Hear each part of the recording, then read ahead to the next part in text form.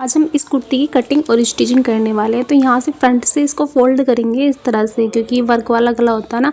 ऊपर साइड से जितना भी एक्स्ट्रा था वहाँ पर मैंने लाइन लगा दी थी। अब 7 इंच पर मैंने शोल्डर रखे हैं और 7 इंच पर ही आर्म होल रखे हैं और इस तरह से लाइन लगा दी यहाँ पर।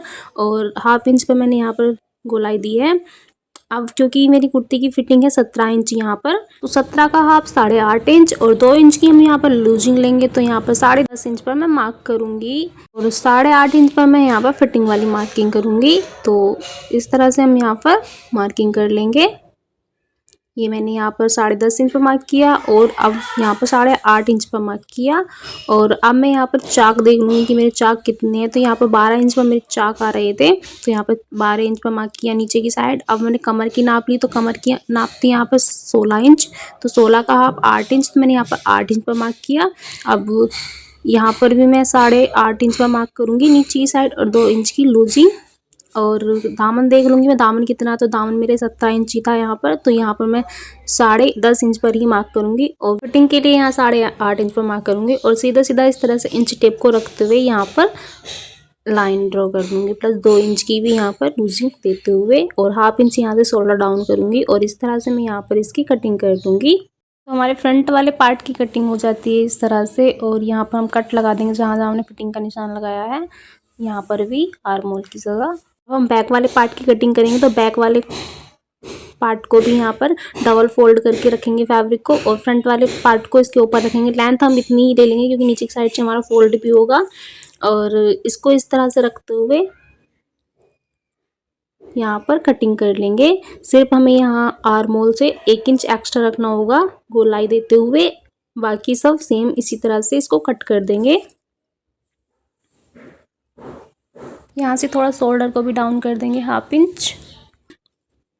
अब यहाँ पर कट लगा देंगे सेम इस तरह से। और पार्ट की कटिंग हमारी हो चुकी है। अब हम स्लिप की कटिंग करेंगे, तो स्लिप के लिए भी यहाँ कपड़े को 4 लेयर में फोल्ड करके रखेंगे। अब यहाँ पर सीधी सी लाइन लगाएंगे क्योंकि कपड़ा हमारा यहाँ पर आड़ा टेढ़ा हो रहा है। अब 8 इंच पर नीचे की साइड मार्क करेंगे क्योंकि हम लंबाई 8 इंच ही रखेंगे। 2 इंच हमारा फोल्ड होने में भी चला जाएगा। और इस तरह से ऊपर की साइड से 3 इंच पर मार्क करेंगे और इस तरह से स्लिप की शेप देंगे। और अब यहाँ से इसको कट कर लेंगे। तो इस तरह से स्लिप की कटिंग भी हो गई है, कुर्ती की कटिंग हमारी फिनिश हुई। अब हम इसकी स्टिचिंग करेंगे। तो सबसे पहले हमें इसकी मैचिंग की रील चाहिए होगी। तो यहाँ पर ये इसका मैचिंग हो रहा था, तो इसको हम बोबिन में डालेंगे और सुई में धागा डालते हुए फ्रंट साइड से एक फैब्रिक के पीस को रखेंगे जो कि इससे 1-1 इंच एक्स्ट्रा होना चाहिए। और बैक साइड से इसको मार्किंग कर लेंगे जितना हमें यहाँ पर चाहिए होगा उसी के अकॉर्डिंग। तो यहाँ पर मैंने सिलाई लगा ली है उसी वाली मार्किंग पर, और जो भी अंदर की साइड से एक्स्ट्रा कपड़ा है ना उसको कट कर देंगे। अब यहाँ पर छोटे छोटे कट लगा लेंगे। यहाँ पर ध्यान रखना है कि हमारी सिलाई ना कट जाए। और दूसरी साइड से भी जितना भी एक्स्ट्रा कपड़ा है ना वो हम कट कर देंगे, जितना हमें फोल्ड करना उतना बचाना है। और अंदर की साइड को सब फोल्ड करते हुए यहाँ पर एक सिलाई लगा देंगे कुछ इस तरह से। और अब इसको अंदर की साइड को पलटते हुए बैक साइड की तरफ को इस तरह से फोल्ड करके ना यहाँ पर तुरपन वाली सिलाई लगा लेंगे कुछ इस तरह से। बैक वाला पार्ट भी मैंने इसी तरह से रेडी कर लिया है नेक का। अब फ्रंट वाले पार्ट को इसके ऊपर रखेंगे और यहाँ पर शोल्डर अटैच करेंगे। तो शोल्डर अटैच करने के लिए देखिए इस तरह से फ्रंट वाले पार्ट को ना जहाँ पर हमने नेक बनाई थी ये, तो उस कपड़े को दूसरी तरफ को फोल्ड करते हुए ना यहाँ पर इस तरह से शोल्डर अटैच करेंगे। डबल स्टिच लगाएंगे यहाँ पर।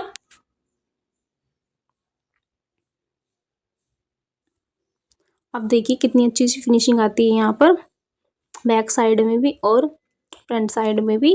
तो इसी तरह से मैंने यहाँ पर दोनों शोल्डर को अटैच कर लिया है। अब यहाँ पर हम स्लिप को अटैच करेंगे। तो अगर आपकी स्लिप परफेक्ट नहीं बैठती है ना, तो आप पहले ना इस तरह से नाप करके देख लीजिएगा, जिस तरह से मैं देख रही हूँ। तो हमें पता चल जाएगा कि हमें कितना इसको छोड़ना है और कितना हमारा परफेक्ट पूरा नहीं बैठता है। तो इस तरह से आप स्लिप को ज्वाइंट कर सकते हो। यहाँ मेरी थोड़ी स्लिप बड़ी हो रही थी। अब मैं यहाँ पर इस तरह से स्लिप को अटैच कर लूँगी।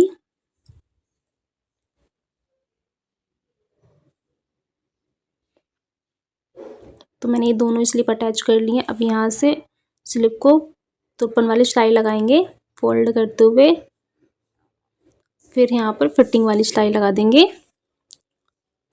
इस तरह से।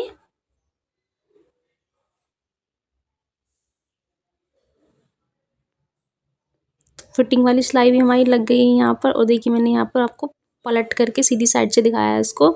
तो पूरा ही काम लगा फिनिश हो चुका है। नीचे की साइड से दामन पर हम यहाँ पर लेस को अटैच करेंगे। यहाँ पर दामन पर लेस दी गई थी, तो दोनों साइड से सिलाई लगा लेंगे, ऊपर की साइड से भी और नीचे की साइड से भी।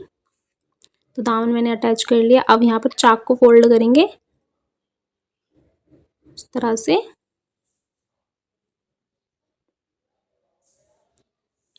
बैक वाले चाक भी इसी तरह से स्टिच कर लेंगे फोल्ड करके। बाद में यहाँ पर तुरपन कर लेंगे। अगर आप मेरे चैनल पर नए हैं तो चैनल को सब्सक्राइब कर लीजिएगा। फेसबुक पर देख रहे हैं तो पेज को फॉलो कीजिएगा। तो बने रहिएगा ऐसे ही मेरे साथ, ऐसी यूजफुल वीडियोस देखने के लिए। लाइक कीजिएगा वीडियो को। मिलती हूँ आपसे नेक्स्ट वीडियो में। तो